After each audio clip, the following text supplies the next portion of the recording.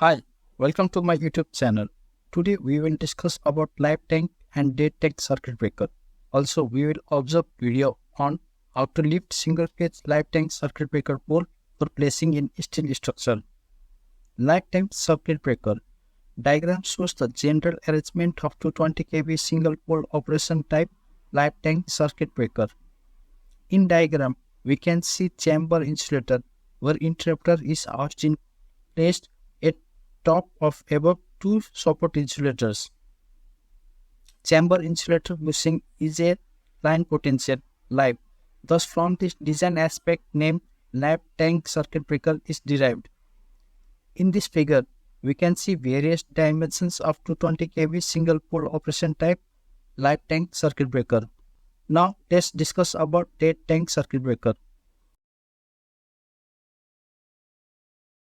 In the picture, we can see chamber insulator where interrupter is housed is placed in ground metal tank, which is not live, dead. Thus, from the design aspect, name dead tank circuit breaker is derived.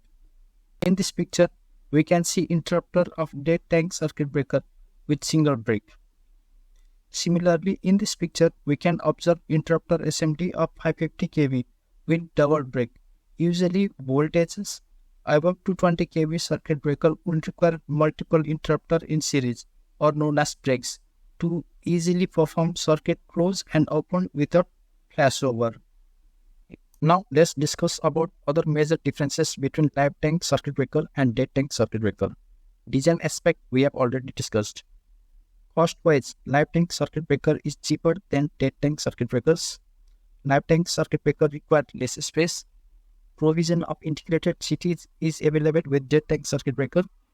Dead tank circuit breaker has better seismic performance due to its high stable design. And live tank circuit breaker are easier to maintain as interrupter is accessible.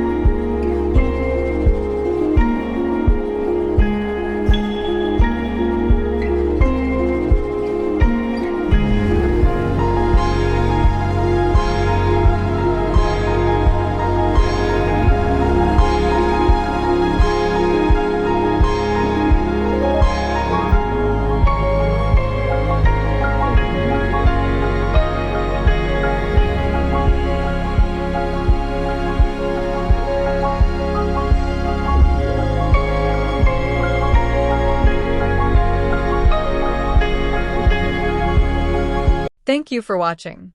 Please like, share, and subscribe.